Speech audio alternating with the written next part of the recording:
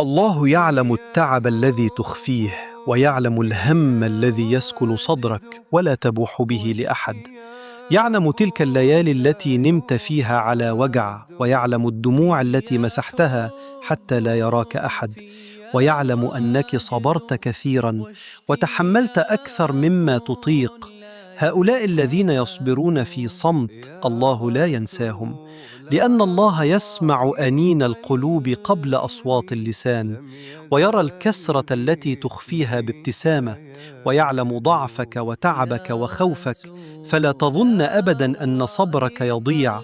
الله يكافئ على الصبر الخفي، ويجبر القلوب المنكسرة جبراً لا يشبه أي جبر.